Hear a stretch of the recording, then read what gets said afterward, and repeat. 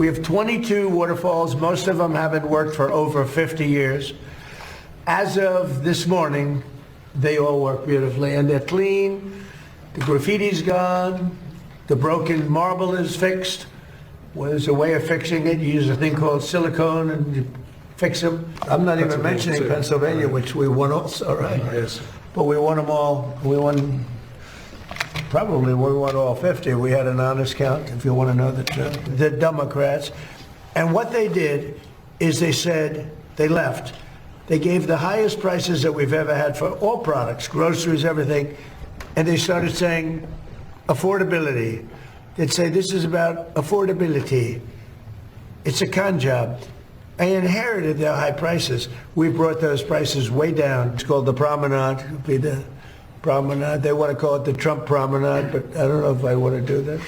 But it's going to be beautiful. It's a beautiful project, and it's going to take the Lincoln Memorial right down to the Potomac. Some of the greatest hits from President Trump's Oval Office gathering yesterday. Jonathan Lemire, once again, the president mocking the concept of affordability.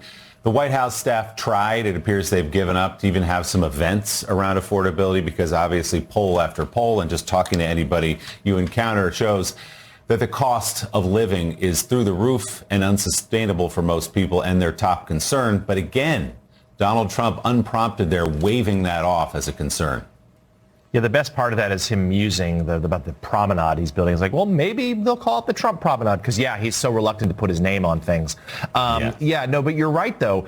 There is a degree of political seriousness to the nonsense we hear, is that it's again showing Trump is so disconnected with what, frankly, Americans feel, but also what Republicans want him to talk about. And that I do think there's a lot of people have thrown up their hands. Like he's never going to be on message. They can't even get him to leave the White House to have events across the country. He does like no domestic travel, none, except to his own clubs. And yet poll after poll suggests Americans are frustrated with the war in Iran, to be sure. But more than anything, it's about the high prices of gas, of groceries, of everything else. And Trump seems to not care. And not only not care and not propose anything to fix it, but actively demean that concern. And there's few things that anger American voters more when you seem out of touch and almost belittling about their concerns. And that's why Republicans, despite the gerrymandering, despite, these investigations, the efforts to put their thumb on the scale, Willie, this November's midterms, that's why so many in the Republican Party are terrified, not just the House, but increasingly the Senate too. Inflation and war are complicated matters. Talking about reflecting pools, promenades, ballrooms, arches, much easier, and that's where the president's attention seems to be. Let's begin this hour with deadly attacks that continue this morning in the Middle East, despite yesterday's announcement of a U.S.-brokered ceasefire between Israel and Lebanon. Lebanese state media reports Israeli strikes killed at least 4 people in the southern part of the country. This comes after the Iran-backed terrorist group Hezbollah rejected the ceasefire deal, saying it would not withdraw troops from Lebanon. Meanwhile, on Capitol Hill, the Senate was on the floor until about 2 hours ago, wrapping up a vote-a-rama, as it's called, on amendments to the Republicans' $70 billion immigration enforcement bill. The legislation passed after 18 hours of votes and several attempts to block the Justice Department's creation of a so-called anti-weaponization fund. And just a day after approving a war powers resolution to limit President Trump's authority in Iran, House lawmakers passed legislation yesterday to provide aid to Ukraine and to impose new sanctions on Russia. Plus, President Trump told reporters yesterday Bill Pulte will not be his permanent choice for Director of National Intelligence after appointing Pulte to the role in an acting capacity this week. The president signaled what Pulte will be focused on as the leader of 18 intelligence agencies. And it's an acting position. It's not a permanent. He's not going to be permanent because, I don't think he'd want to be permanent. But he's a very smart guy, and he may find out some things about the rigged elections, et cetera, et cetera. I think he'd like to do it. I think he wants to do it very much. Got a lot of energy. But he'll be very good. Again, it's not a permanent position. Right. We're interviewing people right now, but it's somebody just to take it over for a little while. Let's bring in Democratic Senator Richard Blumenthal of Connecticut. He's a member of the Armed Services, Homeland Security, and Judiciary Committees. Also with us, MS Now's senior Capitol Hill reporter, host of Way Too Early, Ali Vitale, and the Bulwark's Sam Stein is with us as well. Senator, good morning. Thanks for joining us. There's so much to talk through with you, but let's begin right there with the idea that Bill Pulte, a man with no experience in intelligence whatsoever, will now oversee 18 intelligence agencies, at least on a temporary basis, as acting director of national intelligence. What concerns do you have about Bill Pulte?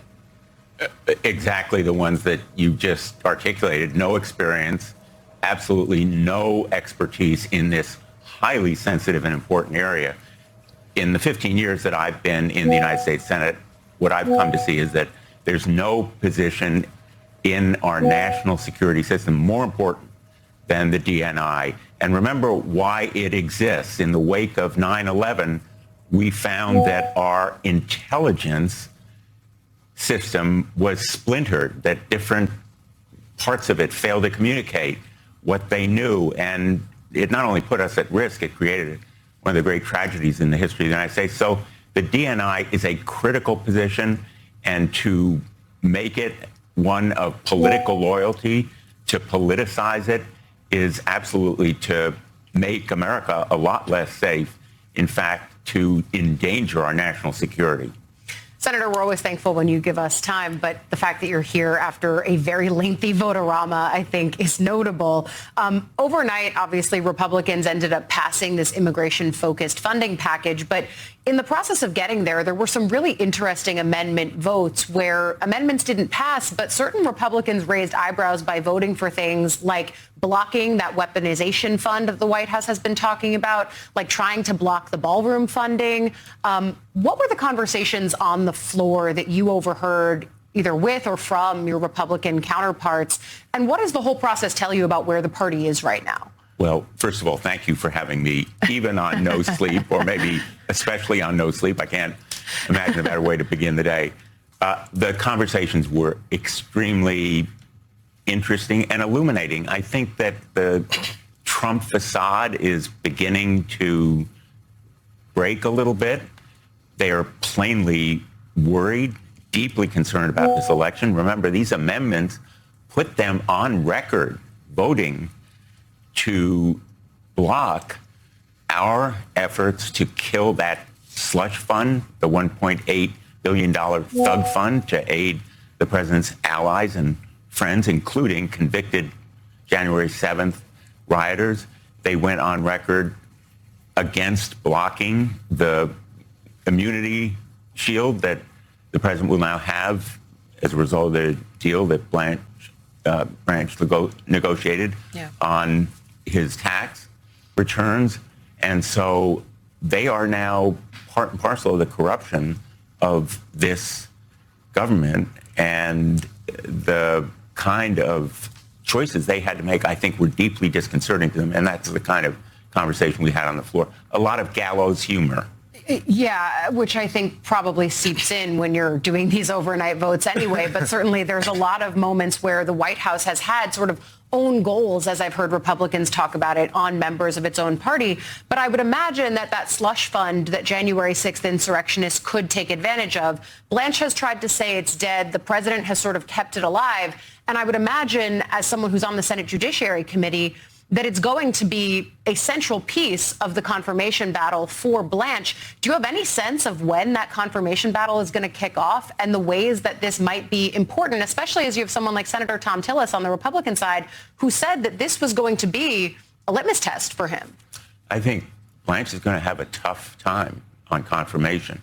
And we on the Judiciary Committee have a lot of difficult questions for him because he has shown he's going to be Donald Trump's lawyer, not the people's lawyer. I was the Attorney General of the state of Connecticut, and I know what it means to represent the government. I was the U.S. Attorney in Connecticut for 4.5 years. I know what it means to be part of the Justice Department. He has so degraded the standard and the ethics of the Justice Department in all he's done that serve the president's interests. That deal on the president's tax immunity is absolutely abhorrent. And that's why I think even Republicans, whether it's Tillis or Cornyn, may have some difficulty. And of course, they're a little bit more liberated than they were, partly because of the decision not to go in Tillis's case for re-election, partly because of defeat in Cornyn's case. But I think we're going to have a really tumultuous time for him in confirmation. Are they liberated, though? I want to push back a little bit because you took a slew of votes over the past 24 hours, and in every turn, they were able to make sure that there was no legislative language outlawing this weaponization fund. In fact, one of the most critical votes came early on, and it was Bill Cassidy, someone who just was humiliated by Donald Trump in his own re-election bid, who cast the vote to make sure that that weaponization fund was not outlawed into law. You have a number of pressure points coming up. The top branch confirmation battle, whether or not to renew FISA and use that as leverage for this Bill Pulte nomination, potentially another war authorization vote just past the House around Iran. Do you have expectations that you will make headway with these Republicans when time and again, even those who are liberated tend to do what the party wants? Well, I hope I said a little liberated. A little liberated. Okay, fine. Your pushback is well merited, and I have no expectations. Okay. To be really blunt, I've lived with the Trump leverage and fear for these past years, and every time I thought there might be a break, I have been disappointed and disillusioned, beginning with Mueller, going through the impeachment proceedings, when behind the scenes, they expressed deep concern and all the hand-wringing, all the eyebrows raised, but at the end of the day, they've succumbed to the Trump cult and fear. So I can't say I have any expectations. Senator Blumenthal, we want to turn now to Ukraine. I know you just returned from a visit to that country. You were there during a particularly intense Russian bombardment, and even though Ukraine has certainly regained some of the momentum in that conflict, you know, Putin is still inflicting so much pain on the Ukrainian people. But this comes also as we saw the House defy President Trump and push forward a Ukraine aid package. Give us your sense as to its future in the Senate, but also what you hope it could do at the White House. We're working very hard in the Senate for a bill that will impose scorching sanctions on Russia to stop its sales of oil and gas, the revenue it gains from those sales to countries that have been purchasing it over the years, are fueling its war machines. And the bill in the House passed by a bipartisan majority, 226 to 195. And I think that momentum will aid us in the Senate. The kind of military assistance provided in that bill is very important as well. I want to give a lot of credit to the ranking member of the Foreign Affairs Committee there, Greg Meeks of New York, as well as Steny Hoyer of Maryland, another leader. But my trip to Ukraine showed me how desperate Putin is becoming. He is losing troops at a rate that is unsustainable, about 30,000 a month. He's losing territory at this point. His net losses, I think, have to be deeply troubling to him. And so out of desperation, I think he has launched this ferocious, bloody attack on Ukraine, literally on civilians. When we were there, we went into bomb shelters probably 3 or 4 times a day, sometimes 3:40 a.m. in the morning or in the midst of forums and conferences. So he is targeting homes, apartments, hospitals, schools out of desperation. But he is also having to contend with the tremendous technology that the Ukrainians have developed. They're helping us. They're teaching us. But they're also using it to hit St. Petersburg oil depots deep within Russia. Tremendously impressive when you think about what it shows in vulnerability on the part of Russia. And that kind of technological advance, the prowess they're showing, has to be deeply troubling as well to Putin. Senator Blumenthal, we also happen to be the United States, although the White House doesn't seem to want to talk about it much anymore. an active war with Iran right now. There's still shots being fired almost daily. So what is your assessment, given the intelligence you're aware of and the people you're able to have access to and speak with, about where these negotiations to end the war really are? We've heard these deadlines for 3.5 months now. It'll be 2 weeks, it'll be 4 weeks, it'll be 6 weeks. The war is complete, the war is over, said Marco Rubio of Operation Epic Fury a couple of days ago. What is your sense of actually where these negotiations are and how they might end? I think the negotiations are at a standstill. Frankly, there is a war.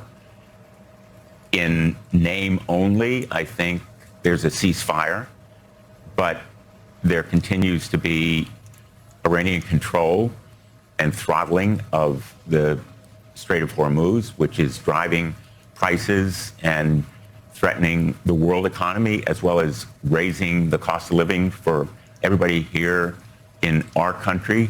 I see it in Connecticut, the anger and frustration. So I think the talks have been unavailing, but the bottom line here is that the goals now seem to be very much what this president had as a result of Biden negotiations in the JCPOA. None of the goals of the war, whether it's securing the enriched uranium, changing the regime, destroying missile capacity, have been accomplished. And so I think there really is a standstill in the negotiation as the president tries to grapple with this reality that simply won't go away simply because he says what the reality should be. And of course, he's reluctant to strike any deal that resembles the deal the Obama administration was able to strike with Iran. Democratic Senator Richard Blumenthal of Connecticut. Senator, thanks for your time this morning. We always appreciate it. Thank you. Still ahead on Morning Joe, we'll have the latest on the race for California governor. Results continue to come in this morning, 3 days later. Plus, Politico's Jonathan Martin joins us. The latest vote count from Tuesday's primary elections in California shows Republican Steve Hilton still holding a lead in the race for governor with 27% of the vote. He's followed by Democrats Javier Becerra at 26% and Tom Steyer at 20%. The two candidates who receive the most votes, regardless of party, will advance to November's election. Los Angeles County expected to release more results today. Elsewhere in the state, one of the races gaining attention ahead of November is in California's 11th district, held by Congresswoman and former Speaker Nancy Pelosi for 4 decades. Voters will choose her successor, but the election comes at a time when Democratic candidates are offering competing visions for the party. Joining us now on this story, Politics Bureau Chief and Senior Political Columnist at Politico, Jonathan Martin. He's writing about this in a new piece titled, "The Heart of the American Left is Picking Its Next Standard Bearer." J. Mark, great to see you. This is such a fascinating piece. It's about one congressional district, but so much more. Where does the Democratic Party want to go? And in the mayor of San Francisco, Daniel Lurie, over the last year and a half, has made extraordinary strides in the city, effectively turning the place around, but with a more moderate and technocratic view of government. Exactly right. You have a sort of Bloombergian mayor who, by the way, when I interviewed Daniel Lurie, he embraced the Bloomberg model by name. And this is one of the most liberal cities in America, which captures, I think, where the Democratic Party is. This is not 2020, Willie. This is not peak woke, if you will. This is a period, even in San Francisco, of some backlash, or what passes for backlash in San Francisco, of all places. To be sure, the candidates are all progressives down the line, but on economics, growth, and development and business, there are differences. And the results of this race show where the Democratic Party is. There were 3 main candidates, Willie. The former AOC chief of staff, who was running as kind of the radical. And the joke in San Francisco is there's 3 parties. There's liberal, more liberal, and there's radical, right? And he was kind of the far left candidate. Well, he came in 3rd. He's not going to make the runoff. So the runoff is now down to somebody, Scott Wiener, who's not a moderate, but somebody who's more of a pragmatist, is very pro-Lurie, has connections to the business community against someone who's more of a traditional labor-backed candidate, Willie. And that really captures the divide in this city that is now, I think, driven by class lines more than anything else. They're all progressives on cultural issues, but the class divide, given the tech money, is enormous in this city. I also think you tease out something interesting in your piece, another layer of lanes, if you will, that also speaks to the legacy that Pelosi herself leaves behind. It's this idea of progressive idealist or progressive pragmatist. Yeah. And I think that's pretty central to this, too. Yeah, look, I think Pelosi's favorite word is operational. She loves saying people are or they're not operational. And that's the best praise that you can have from Nancy Pelosi if you're operational. And I think she wants folks who obviously are culturally, liberal, but who are willing to get stuff done. And I think that certainly is her legacy. There was always this caricature for by the right as this sort of out-of-touch, far left liberal in San Francisco. The truth is, the left has always mistrusted her in San Francisco, but she's not really one of them. She obviously is a huge donor, someone who's tight with wealthy people, but also she's close to the folks in labor. She's not really a sort of far left style radical. And I think that has created an opening for somebody that is in that mold. The bigger thing, though, Ali, is this city has become a much wealthier city. Yeah. When Pelosi won in 1987, guys, you had Irish and Italian precincts. You had traditional sort of, cops and firefighters. It was a different place. It's now a much wealthier city. And there's still the kind of counterculture there, but there's very few folks that can afford to live in Haight-Ashbury anymore. So it's not like there's a sort of group house where like the Dad or Jefferson Airplane are going to start up. Nobody can afford that these days because they're all working down in the valley, living in the city. So the culture of the city has changed, and that's changed the politics too. And then lastly, Hispanic communities, black communities, a lot of them have gotten pushed out. It's a whiter, wealthier place, and the politics have changed with that. To your point, J-Mart, Anthropic's about to go public with a valuation of nearly $1 trillion. There are about to be a whole lot more billionaires in the San Francisco Bay Area. J-Mart, stay with us. Coming up, new allegations against Democratic candidate for U.S. Senate in Maine, Graham Plattner. We'll dig into what some of his former girlfriends are telling the New York Times. And new allegations this morning against embattled Democratic Senate candidate Graham Plattner. The New York Times spoke with several of Plattner's ex-girlfriends, some of whom claim the Maine politician was volatile and toxic during their time together. The Times writes Plattner could be charming and charismatic, they recalled in interviews, but also demeaning to women, and in at least one case, even physically threatening. One of Plattner's former girlfriends, who's worked for conservative groups, recounted their relationship from 2013 to 2015. Quote, Plattner could be rough with her, she said, particularly when they were drinking, leaving her shaken and sometimes afraid. She was quick to note that he never hit me, he never punched me. But she did say he regularly grabbed her by the shoulders, sometimes hard enough to leave marks, and on one occasion yanked her out of a cab by her wrist after an argument when she wanted to stay in the car. We will note the Times also spoke with several other former girlfriends who gave a very different account of their time with Plattner, referring to him as, quote, a gentle giant and super kind. Plattner joined MS Now's Chris Hayes for an exclusive interview last night to address the story.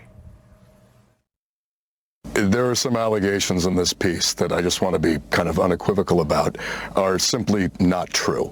Anything alleging physicality, anything alleging that I knew what my tattoo was, these are the statements of someone who's politically motivated.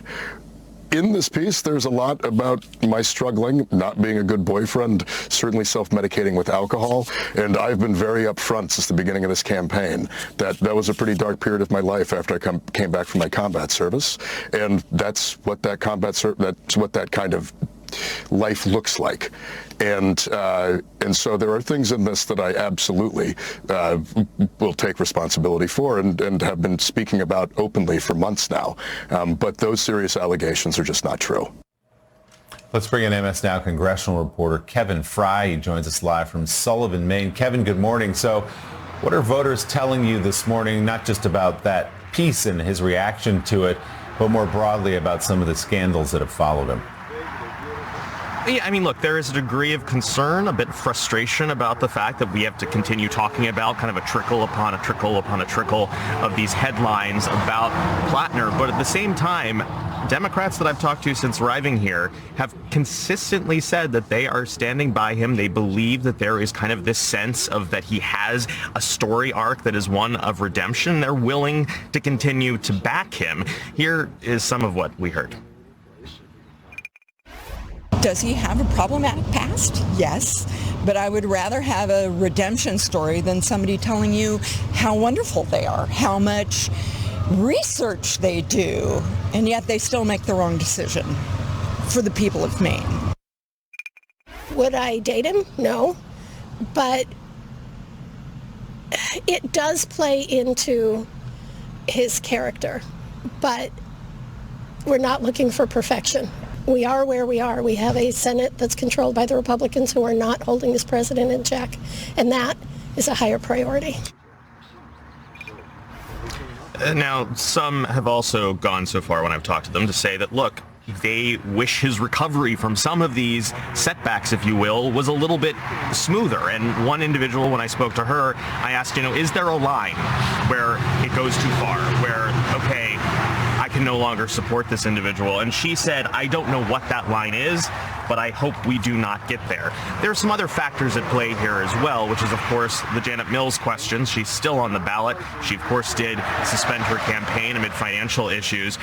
And generally speaking, the folks that are still in Plattner's camp go back to this argument that it's time for a new generation of leadership. They like what he stands for. They like his economic message. They like that he's bringing people together and clearly creating energy. The question is there another shoe to drop? And if so, when, and what would be the impact of that?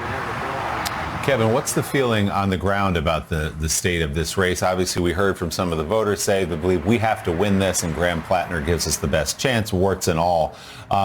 There is polling. Obviously, sometimes that can be spotty. Yeah. What is your sense of where the race stands today?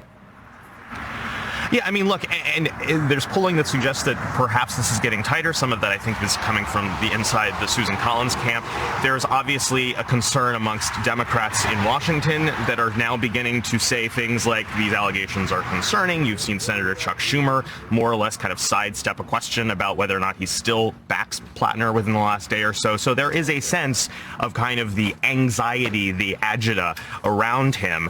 The question is whether or not he can sustain this. He, of course, has managed to repeatedly stay above the fray, or not above the fray, but has managed to navigate through these waters and still maintain a hold on folks who like his message and believe that, look, we as people are not perfect, and neither should we expect our leaders to be. There is a belief that there is a lesson learned. Of course, some of these more recent allegations from this week are just within the last few years. They're not going back a decade and a half like some of the other allegations. So I think there is a degree of anxiety. The other question, of course, is the Susan Collins of this all. She has been down in polling in past elections here and has still managed to pull this off. So don't sleep on her ability to do that again. UMass Lowell poll yesterday, for what it's worth, had Plattner up 5 points on Susan Collins with a long way to go. Congressional reporter for MS Now, Kevin Fry. Kevin, thanks so much reporting from Maine this morning. We appreciate it. So, J. Mart, we heard from the voters there, and that's what you hear across the state of Maine among Democrats. We believe we have a candidate who can win this seat, who can finally, in their view, push Susan Collins out of the United States Senate and push back against the Trump administration. We are not going to abandon him now. That's at least what you hear from Democrats in Maine. That woman, Willie, in the yellow dress, I mean, you could have taken that quote and put it in the mouth of any Trump voter for the last decade, right? It's such a sign of the times. Say, look, he's not perfect, but he's a, maybe he's a blunt object, but we got to get back to the Senate because we got to stop Trump. I mean, that's the same rationalization here. That's the nature of the tribal politics we're in, this sort of zero-sum game. Look, I think right now where we are, Willie, on this is the allegations have been damaging enough that I think have created profound doubts in the minds of Democrats that Plattner can win this fall. But they're not so damaging at this point that there's an effort to yank him from the ballot and find somebody else to run, which is kind of the worst of both worlds. If you're a Democrat, you don't get a fresh start, but at the same time, you got a wounded candidate. To me, the question is this somebody who can benefit from the nature of the election? Is it going to be such a big year for Democrats?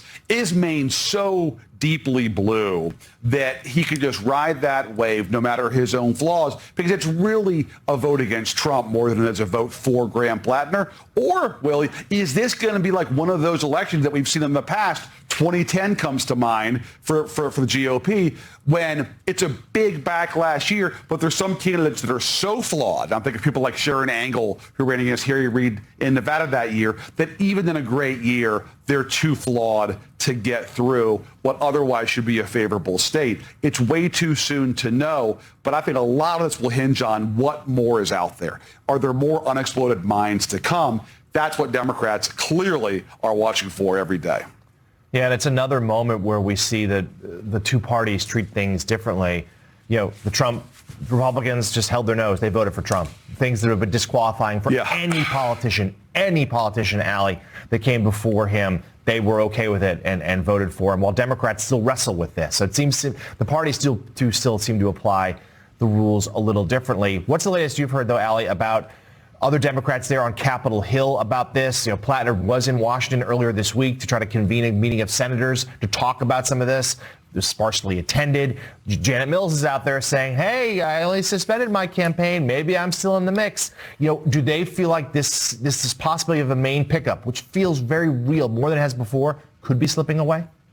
I think there's certainly a lot of angst, and I think this is the test of, in past years, they've tried to litigate the morality of various candidates. This is the true test of vote blue no matter who for them, right? Voters are clearly grappling with that on the ground. Democrats that I speak to here, both electeds and strategists, continue to say it's up to the voters of Maine. And I actually think to that end, we will get a good sense in Tuesday's primary, not of if Plattner is going to be the nominee, because I think that really does feel like it's already been done and dusted in the minds of Washington politicos who are looking up at Maine. I think instead it's going to be instructive to see what percent of Maine voters does someone like a Janet Mills still get, whose name is on the ballot. But it's not like we've seen some spontaneous last dash of campaigning as she tries to make another go at this nomination. She did point out, you're right, Lemire, that she suspended, didn't drop out. So again, that's an option on the ballot for Maine voters. And for Democrats who are looking at, all right, what do Mainers decide? Maybe they see that 20% or some number that is, I think, substantial for Democrats in a primary.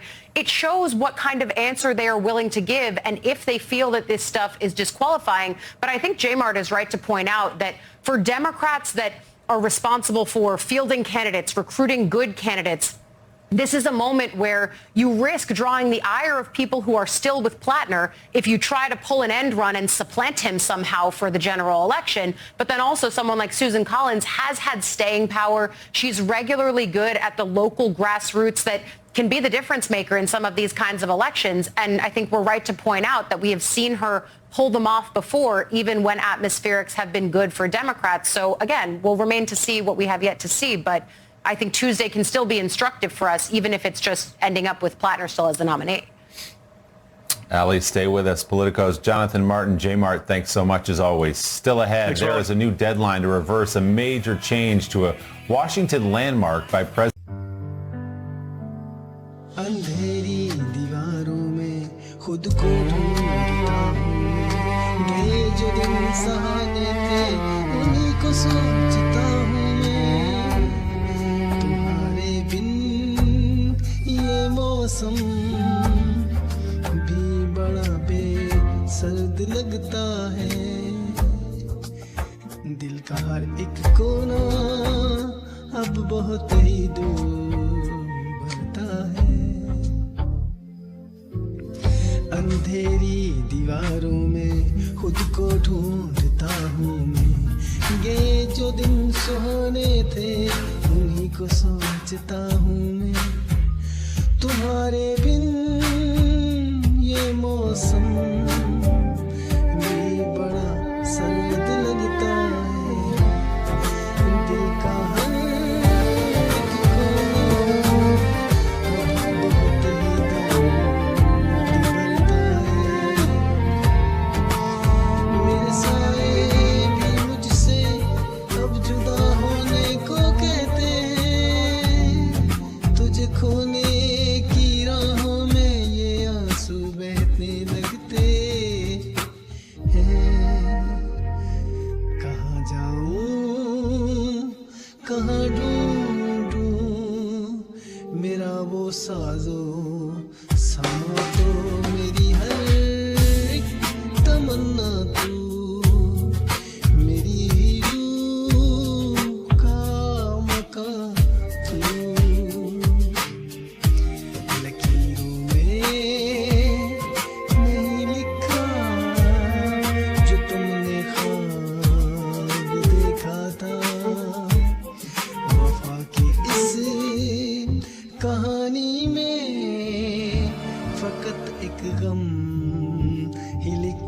था सितारों से भी पूछता है पता तेरा कहाँ होगा मगर खामोश है दुनिया कहाँ मेरा जहाँ होगा बस एक बार मुड़ के देख ले मेरी बेबसी की सूरत मुझे है आज भी तेरी वफा की सख्त जरूरत साए मेरे तन्हा सफर बस रह गया दर्द का असर साए मेरे तन्हा सफर बस रह गया दर्द का असर